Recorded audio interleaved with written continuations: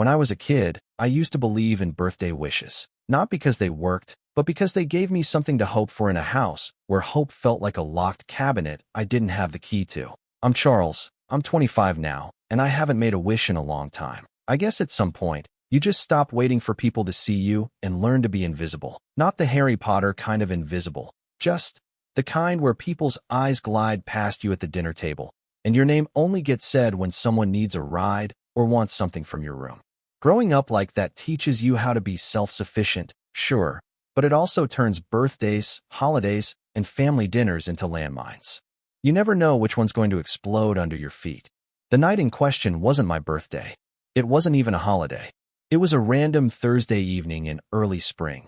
Cherry blossoms had started to bloom outside, but inside our house, the air was tight and rehearsed, like everyone had gotten a script except me. That should have been my first warning sign. My dad, Richard, though I've never called him that to his face, had texted everyone earlier that week saying, "Mandatory family dinner. Formal. 7 o'clock sharp." He even added a tie emoji. I thought maybe someone died, or got engaged, or was pregnant. You don't throw words like mandatory around in a house that usually runs on passive-aggressive silence. I showed up early, freshly showered, wearing a blazer I hadn't touched since my college graduation. The house looked spotless. My stepmom, Linda, had lit those fake candles she uses when she wants to give off classy energy. She greeted me with a quick nod and went back to setting out plates like she was arranging pieces for a play. No hug, no smile, just an empty hey.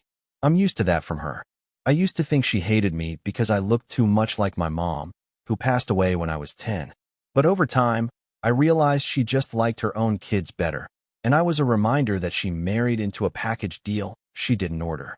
And then there's Rachel, my stepsister, 19, golden child, performs at every family dinner like she's auditioning for some reality show called America's Next Favorite Daughter.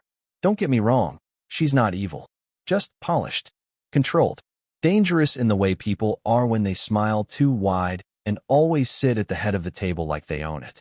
She used to come into my room when we were teens and borrow my stuff, then cry to my dad when I asked for it back. And somehow I'd be the one apologizing. That's the dynamic. Rachel breaks something, I pick it up. Rachel cries, I disappear. So when I walked into the dining room and saw my name tag stuck at the farthest seat from Dad, I already knew I was being staged. The table was long, too long for 6 people, but they'd made a point to space out the seats. Dad was at the head, Linda on his right, Rachel on his left. My little half-brother Max, who's 12 and still clings to me like a puppy, was shoved next to Rachel. I was down at the other end like I was in timeout. A plate, a napkin, and a place card that said Charles in Linda's cursive that always looked a little too forced. Dinner started normally, if you consider Linda's dry chicken and Rachel's fake laugh normal.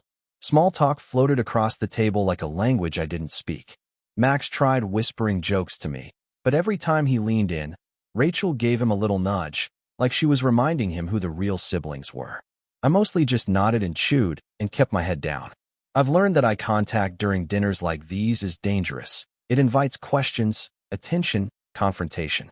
Halfway through dessert, Dad stood up and clinked his wine glass with a fork. I could feel the shift in the room, like someone had dimmed the lights even though they were still on. Everyone got quiet. Rachel straightened her back. Linda reached for her phone and started recording. That should have been my second warning. Nothing good ever happens when Linda records something for memories. My dad cleared his throat and said, "Tonight is about new beginnings." My stomach twisted. I froze with my fork halfway to my mouth. Max blinked at me, confused. Dad smiled, one of those slow, politician-style smiles he uses at work events, and turned to Rachel. "Ratch," he said, with that voice he saves for special announcements, "this is for you." He reached into his blazer pocket and pulled out a small, velvet box. I couldn't tell what was inside at first because Rachel opened it slowly, like she already knew it was going to be good. Her face lit up. Inside was a key, a real, silver key on a blue ribbon. "A new car," she gasped. "Oh my God, Dad." Everyone applauded. Linda leaned in and kissed Rachel's cheek. Max clapped because everyone else was clapping. I sat there, silent, still chewing a bite of pie that now tasted like sand. My dad raised his glass again. "This," he said, "is what real progress looks like." He looked right at Rachel, like she was a statue he'd sculpted himself. You've worked so hard this year. Straight A's, student council, that internship with my firm. You're everything this family should be proud of. And that's when it hit me. This night, this mandatory dinner, this new beginnings speech, this staged moment. It was never about celebrating the family. It wasn't even about Rachel, not really. It was about putting her on a pedestal and using her shine to cast a shadow over everyone else. And especially me. No one said a word to me the entire time. No, hey Charles, how's your job going? No, what are you working on these days? Nothing. I wasn't even a supporting character in this scene. I was background noise. A placeholder. A name tag at the wrong end of the table. I should have spoken up. Said something. But all I did was stare at the fork in my hand and wait for dessert to be over. I waited for the applause to die down. I waited for Max to stop clapping. I waited for someone, anyone, to remember I existed. But no one did. After that dinner, I started noticing things I used to ignore. Maybe I'd trained myself not to care for so long that I missed the signs, but now I was paying attention. And once you start paying attention, it's like turning on a light in a room that's been dark for years. You see the mold, the stains on the wall, the cracks in the ceiling. You realize the room's been falling apart around you the whole time. At first, it was small things. The way my dad started referring to Rachel as his legacy. He said it jokingly to a neighbor once, when we were both in the driveway. She'd just pulled in with groceries, and my dad, always the showman, offered to carry a bag to her porch. I was helping too, right beside him. But when she said, "Wow, must be nice having two grown kids willing to help," my dad chuckled and replied, "Oh, Rachel, here's the real star. My legacy in action." He clapped her shoulder like I wasn't standing 3 feet away. That was the moment I realized I'd become an accessory to Rachel's success story. A backdrop. And it only got worse from there. My dad had always worked a lot. He owns a regional marketing firm that somehow made him just successful enough to act like he's on the board of Apple. But after that dinner, he got louder about his pride. About her. He started posting about Rachel's journey on LinkedIn. Full paragraphs, complete with hashtags. Hashtag leadership, hashtag proud dad, hashtag nextgen. Meanwhile, I was quietly working 2 jobs, paying off student loans, and living in a studio apartment where my heat rattled like it was dying. Not that he ever asked. He stopped calling to check in. I used to get a housework going once a month. After that dinner, the only texts I got were logistical. Can you pick up Max from soccer this Friday? Are you coming to Rachel's award dinner next week? No, please. No, thank you. Just expectations. And I kept showing up like an idiot. Because Max still looked up to me. And some part of me hoped my dad would eventually remember I was part of the family too. But hope has a shelf life. The real turning point came 2 months after that dinner. I'd been working extra hours on a freelance pitch that finally got picked up by a national client. A big name. Something that could launch my career in a serious way. I was ecstatic. I called my dad that afternoon, not even expecting much. I just wanted to tell him. Share something. He didn't pick up. So I left a voicemail. "Hey. Just wanted to let you know I landed that pitch I told you about. They want me to lead the project. Might even be able to quit one of my jobs soon. Hope all's well." No reply. Days passed. Then a week. The silence stung, but I told myself he was busy. Maybe he didn't check his messages. Maybe he'd mention it next time I saw him.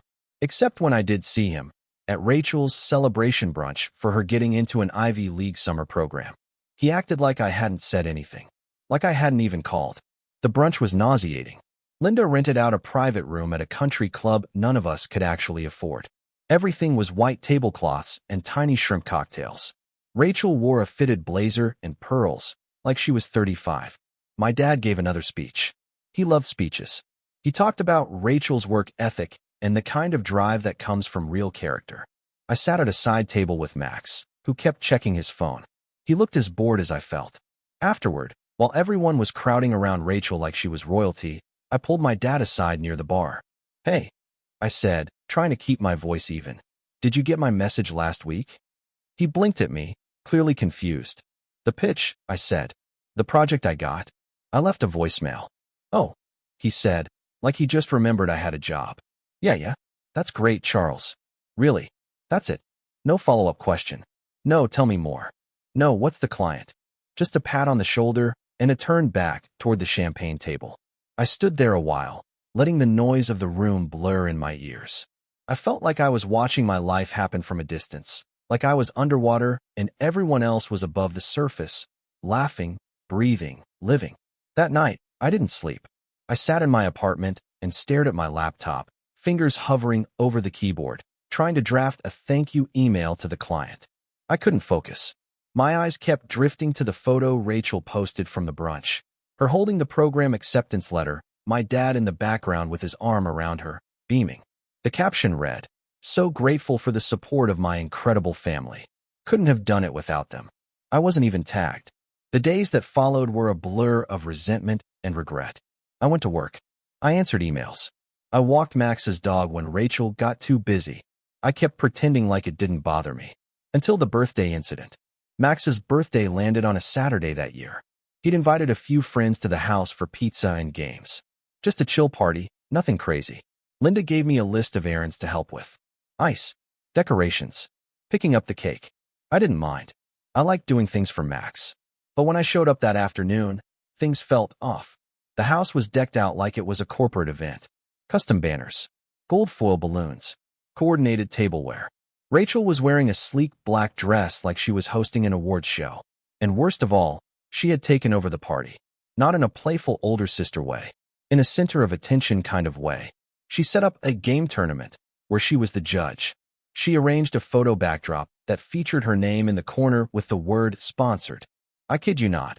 She had printed flyers for her college fundraiser and placed them next to the goodie bags. At a 12-year-old's birthday party, I pulled my dad aside. "Hey, don't you think Rachel's kind of hijacking this thing?" He laughed.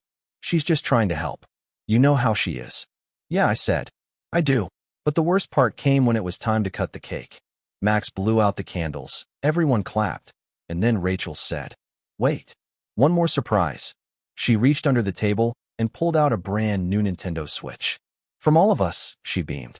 Max looked thrilled, until I saw his eyes dart to me. Because he knew.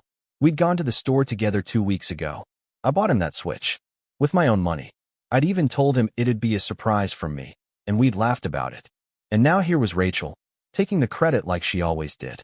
I stepped forward, heart racing. Actually, that. But before I could finish, Linda swooped in. "Let Rachel have her moment," she whispered. Not asked. Not suggested. Ordered. I bit my tongue so hard I tasted blood.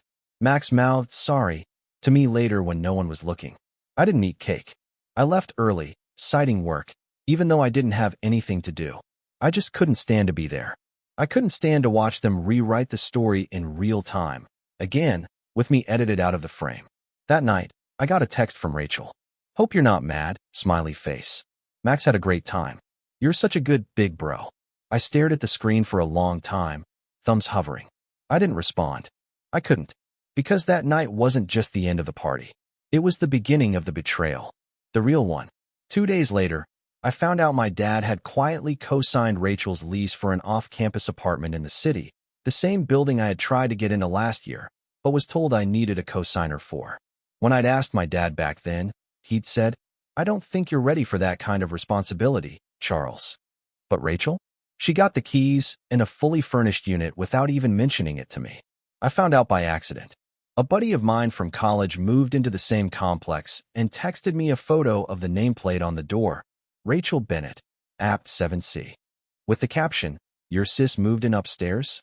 And that's when everything inside me went quiet. Not angry, not sad, just quiet. Like the air before a storm. Because I realized something important. They weren't going to stop. As long as I kept playing the background character, they'd keep writing me out of the story. And the worst part? They thought I'd let them. They thought I wouldn't do anything. They were wrong. So very wrong. And I was done waiting to be noticed. But I wasn't going to yell. I wasn't going to beg. No, I was going to be strategic. I wish I could say I launched straight into action after that. Like I flipped some switch and became the best version of myself overnight. But that's not how it works, is it? Truth is, I spiraled first. There's something soul-crushing about realizing you were never part of the blueprint. That you were tolerated, not treasured. After I found out about the apartment, I tried to confront my dad. I wasn't looking for a fight. I just wanted honesty. Closure, maybe. He was sitting in his home office, pretending to work, sipping scotch from one of those pretentious crystal tumblers. I stood in the doorway for a solid minute before he even looked up. "Charles," he said, Like my name was a task on a to-do list. Something wrong. I kept it simple. You co-signed Rachel's lease? He nodded, not even pretending to act surprised that I knew. She's starting a new chapter. It made sense. She needs support right now. Right. I swallowed hard. Like when I needed support last year, and you told me I wasn't ready. That was different. How? I asked. I wasn't angry, just numb. He sighed, leaning back like he was already bored of the conversation. Charles, you've always been independent. You're capable. Rachel, she's young, she's 2 years younger than me. I snapped. He frowned, clearly annoyed. Why are you making this about you? That was the moment I realized I'd lost him. Not just this argument. Not just the moment. I had lost him. As a father. As someone who was supposed to look out for me. He had already built a version of the world where I didn't factor in, and anything I said to contradict that was just noise. I left without another word. The silence between us stretched for weeks after that. I didn't go to the house. I didn't respond to Linda's group texts. I even stopped visiting Max, which I hated, but I couldn't face them. Not while I was drowning. And make no mistake, I was drowning. Work felt meaningless. That big client I landed, they ended up scaling down the project due to budget cuts. I still got paid, but the momentum I'd counted on just evaporated. I was back to freelancing odd jobs, living paycheck to paycheck, heat flickering on and off in my crummy apartment, while Rachel posted mirror selfies from her luxury one-bedroom with the hashtag independent living. One night, I sat in the dark, wrapped in a blanket, eating instant noodles, and just cracked. Not loudly, not with tears or screams. I just sat there and stared at the wall, whispering to myself, you are so forgettable, so replaceable. You don't matter to anyone. That was rock bottom. But funny enough, it's where everything started to change. Not all at once. Not with some grand gesture. It began with one email. It was from a client I'd done a small branding job for months ago. She was launching a nonprofit for kids in underserved communities and needed help with a bigger rollout campaign. I remember how attentive and sharp you were, she wrote. Would love to work with you again. It was the first time in weeks someone had spoken to me like I had value. Like I was good at something. Like I mattered. I said yes. And that project? It turned into 2 more. Then a referral. Then another. I wasn't getting rich, but for the first time, I was working with people who saw me. Clients who didn't know my family or my history or Rachel's perfect resume. They just knew the work I delivered. And it was good. I started treating myself better, too. Little things. I cleaned my apartment. Bought real groceries. I even replaced that thrift store office chair that squeaked every time I moved. I gave myself a real workspace. It wasn't fancy, but it felt like mine. Every time I'd finish a project, I'd take 5 minutes to reflect. Not just on the paycheck, but on the fact that I'd made something. Me. Without anyone's help. Without applause or speeches. Just quiet, steady effort. Max noticed the change before anyone else. He started texting me more. Memes. Homework questions. Random updates about his day. One night, he called me out of the blue and said, "Can I come over this weekend? I miss your apartment." I nearly cried. He came over, and we spent the evening playing old Nintendo games and eating frozen pizza. At one point, he looked around and said, "This place feels like home." I didn't tell him what that meant to me. I couldn't. But I decided right then and there I'd never let my family come between us again. He didn't deserve to be pulled into their narrative. He deserved better. We both did. By the time summer rolled around, I had built something resembling stability. I was booked 2 months out with client work. I had savings. Actual savings. And most importantly, I had perspective. I stopped trying to win my dad's approval. Stopped counting how many times Rachel got praise while I got silence. Stopped wondering why Linda always looked at me like I was a guest in her house. None of it mattered anymore. Because I was finally building my life. On my terms. And that's when fate, because it has a twisted sense of humor, decided to test me. It started with an invite. An actual paper invitation, gold-trimmed and thick like a wedding announcement. My name was spelled right. Charles Bennett. I almost didn't open it, but curiosity got the better of me. It was for an intimate family dinner and celebration. Hosted by Linda and Richard Bennett. The event? Rachel's scholarship gala.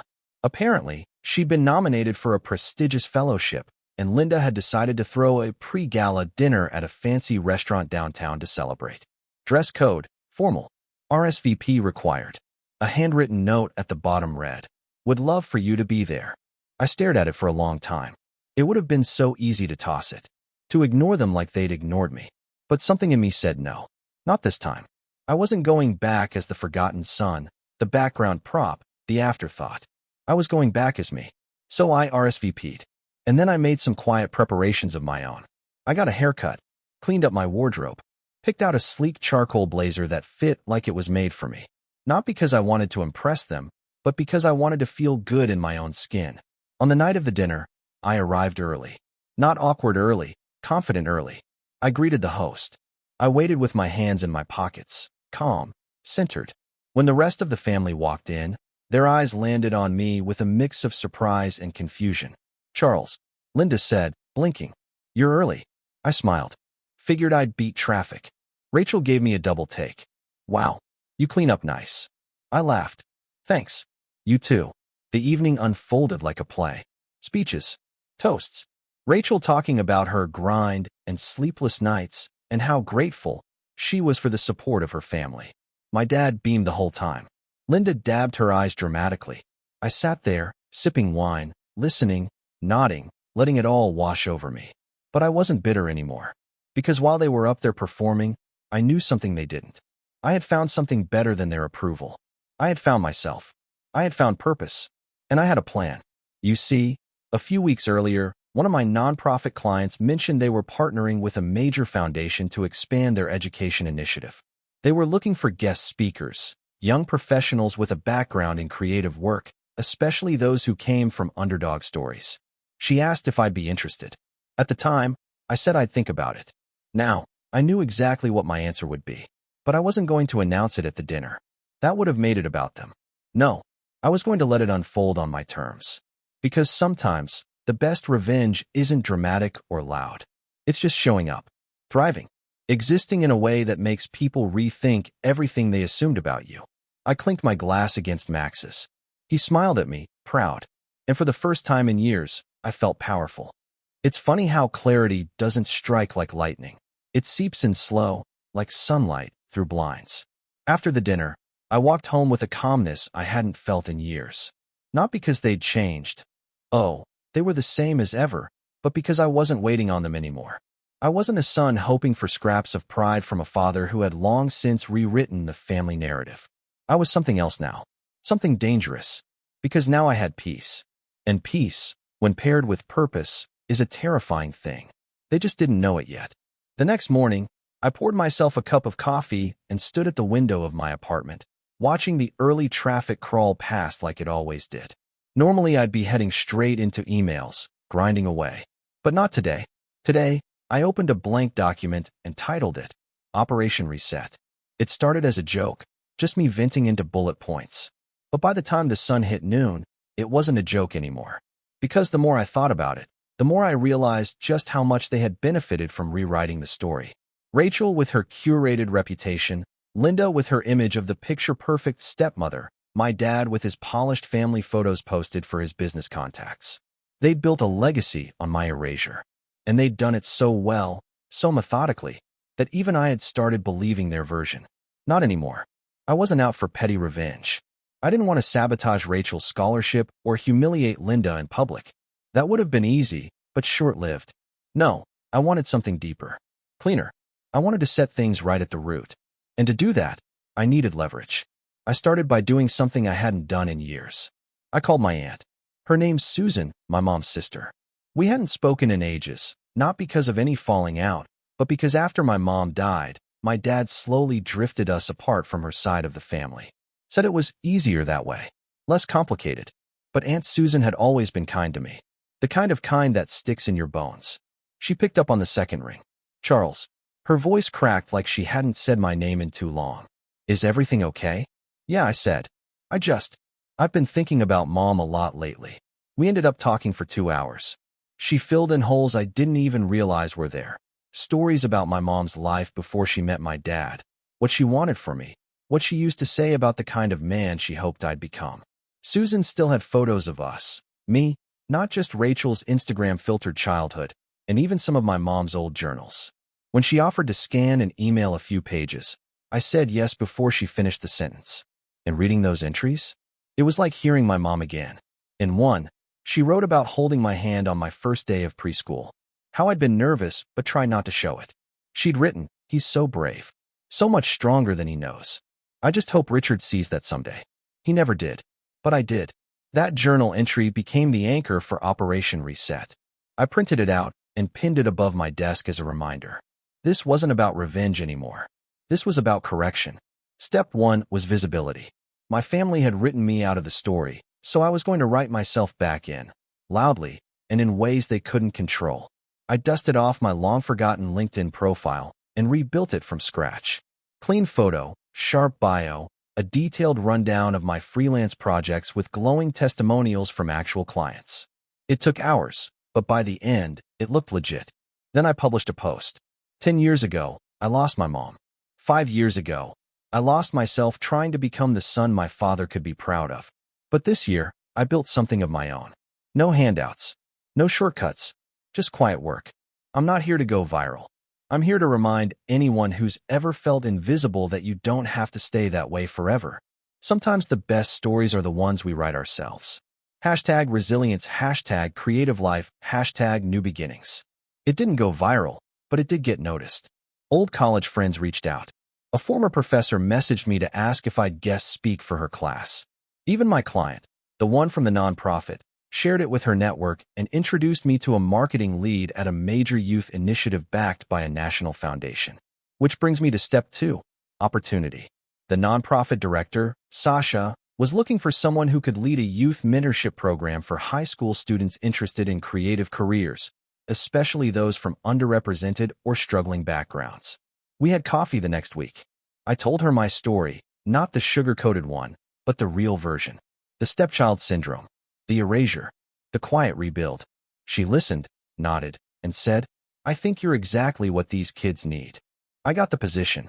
It wasn't a full-time job, more like a paid contract to develop and lead a 6-month program. But the funding was substantial, the exposure incredible, and the platform massive. That program became the cornerstone of my rise. And I decided to name it after my mom. The Evelyn Project. When the promo site went live, it featured my story. My face. A tagline that read, "For the kids who were never the favorite." It didn't take long before Rachel saw it. She didn't reach out directly, but I noticed a shift in her socials. A few subtle changes. Less self-congratulatory posts. More vague, feeling overwhelmed captions. Then came the email. From my dad. Subject, "Let's talk." Body, "Charles. Saw the piece about your mentorship project. Looks impressive. I think we should talk. Dinner this weekend?" No apology. No acknowledgement of the years he'd spent looking right through me. Just control. I didn't reply. Instead, I called Max. "Hey," I said. "You want to come with me to the next Evelyn Project event? It's a workshop for kids your age." He lit up. "Wait, seriously? Can I help run something?" "Even better," I said. "You'll be my co-host." We spent the next week prepping together. I taught him how to use Canva to design a flyer. He practiced his speech in my apartment mirror. I'd never seen him that focused. When the day came, he showed up in a collared shirt and dress shoes, hands shaking with nerves. He nailed it. The kids loved him. Sasha was blown away. And afterward, Max hugged me in front of everyone and said, "You're the best big brother ever." That hug was worth more than 100 dinners at my father's house. But the setup wasn't finished. Not yet. Because fate handed me one more tool. A gift, almost. Rachel posted an announcement. "Exciting news. I've been asked to speak at my dad's company retreat next month to discuss my journey and the importance of mentorship. Grateful for the platform and support. Hashtag leadership, hashtag proud daughter." And that's when everything clicked into place. See, I knew about that retreat. My dad hosted it every summer. A weekend getaway for executives and their families to network, bond, and hear inspirational talks, speeches, panels, photo ops. And this year, Rachel was going to be their keynote. I could have crashed it, but I didn't need to, because Sasha was also invited. Turns out her foundation had recently partnered with my dad's firm on a marketing campaign for youth empowerment. Small world. She texted me, "I'm speaking at that retreat you mentioned. Want me to bring up the Evelyn Project?" I replied, "Only if you're comfortable. But yes." And tell them the founder would have loved to come, but was never invited. A week later, I got a photo. It was Sasha on stage. Behind her, a slide with the Evelyn Project logo and my face. Rachel was sitting in the front row, lips tight. My dad, expressionless. But the image said everything. They couldn't ignore me anymore. And I wasn't finished. Not yet. Because the final step of the setup was personal. I made an appointment with a lawyer, a family estate specialist. And when I laid out the details about the house my mom and dad had once bought together, the accounts she'd left behind, the trust one was supposed to receive but never heard a word about, he raised an eyebrow. Let's look into this, he said. So we did. Revenge doesn't come with fireworks. Not the kind that last. Real revenge is quiet. It's surgical. It's standing in the ashes of someone else's illusion, calm and clean, while they finally realize you were never the one to underestimate. That realization hit my dad on a Tuesday afternoon in late October. It started with a letter, not an email, not a text. A letter, certified, legal, and crisp as a blade. Delivered straight to the doorstep of the home my mom helped build, the one that now housed a family that had tried so hard to scrub me from their lives. The letter came from my lawyer, and it said one thing. Charles Bennett is formally requesting a full accounting of the Evelyn G. Bennett Trust, as designated in the original deed and financial arrangement filed in June 2005. I didn't need to be in the room to know how pale my father must have gone reading that. He probably sat down, maybe even muttered something to Linda, who'd ask, "What's wrong?" Only to receive the first flicker of dread that this time, they couldn't control the story. Let me back up. A month prior, the estate lawyer I'd hired had discovered something curious buried in county records. My mom, who died when I was 10, had set up a small but specific trust for me after selling her half of a boutique design firm before marrying my dad. It wasn't massive, maybe $100,000, maybe a little more with interest. But it was mine. It was meant to be released when I turned 21. I'm 25. My dad had never mentioned it, never even hinted it existed. But the lawyer found it. Filed. Active. Quietly dormant. Sitting in a managed account under a trustee's care, the trustee being my father. I don't know what he thought would happen. That I'd forget? That I'd never look into it? That maybe if I stayed distracted long enough, it would just become his? Not anymore. The lawyer sent formal documentation requesting the release of the funds and a full audit of how the account had been managed. If a cent had been touched, he'd have to answer for it. And if it hadn't, he'd still have to explain why it was hidden from me for 4 years. That was the first blow. The second came less than a week later. Remember that nonprofit mentorship program I started, the Evelyn Project? Turns out, it had caught more attention than I expected. One of the foundation directors who helped sponsor our pilot campaign had also been a longtime acquaintance of my father's. Not close friends, just business adjacent. He reached out to me personally. "Charles," he said on a Zoom call, "I had no idea you were Richard's son. Your project has been making waves." I laughed. Funny, he doesn't usually bring me up. "Well," he said, leaning back in his chair, "he's certainly bringing you up now. I think you've startled him." That call ended with an offer, a long-term partnership between the foundation and the Evelyn Project.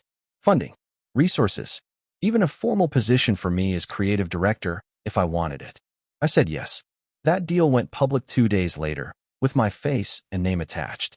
It didn't take long before my father's office called me. Not his assistant. Not Rachel. Him. I stared at the call for a while. Let it ring twice. 3 times. Then I picked up. "Charles," he said, trying to keep his voice steady. "We need to talk." I waited. I think there have been some misunderstandings between us. I've been meaning to reach out. "You had 25 years, I said calmly. "Why now?" Silence. Then, I saw the article. The foundation deal. "It's impressive." "You didn't call to compliment me, Dad." More silence. Then a sigh. "Okay. Look, we got the letter. About the trust. I didn't realize it was still active. It must have slipped through the cracks."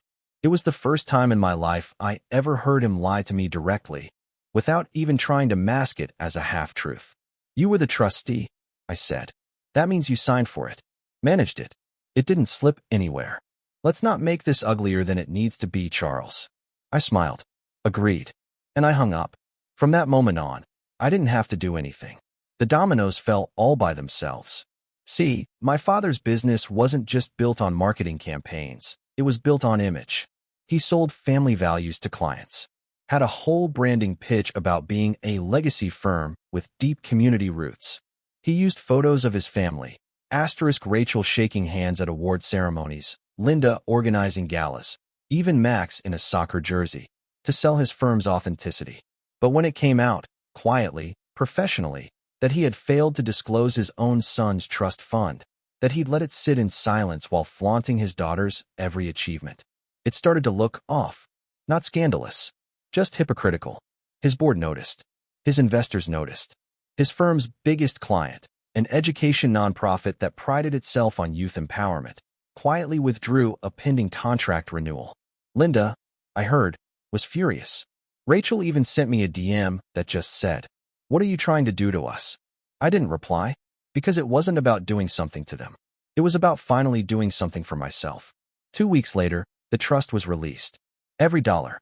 My lawyer also negotiated a formal acknowledgement of breach of fiduciary duty. No criminal charges. My dad was too smart for that. But he had to sign a statement admitting oversight and mismanagement. That statement was public record. But the final act wasn't legal or financial. It was a dinner. Max's birthday again. A full year since the Nintendo Switch incident. This time I hosted. Just a backyard party at my place. String lights, cheap pizza, card tables, and homemade cupcakes. Max invited a handful of friends. Sasha and some of my mints dropped by. Even Aunt Susan flew in from out of town. Max gave a little toast, with his preteen voice cracking and his cheeks red, and said, "This is the best birthday I've ever had." That night, I gave him a wrapped box. Inside, a custom controller with his name engraved. He burst out laughing and hugged me so hard he nearly knocked us both over. And standing there, arms around my little brother, I saw Rachel pull up at the curb. Alone, no gift in hand, just standing there, watching through the fence. She didn't come in, didn't wave, just stood there, and finally walked away. A week later, I got a letter from my father. It was typed, formal, not a single word of warmth. He said he respected my decisions, wished me well, and hoped that someday we could reconnect under better circumstances. I placed it back in the envelope and dropped it in a drawer, because by then, I had no desire to go back to a place where I was only ever a shadow. My life wasn't perfect, but it was mine. And sometimes, revenge isn't about destruction. It's about resurrection. It's about letting the people who buried you realize you were the seed. And now I'm in full bloom.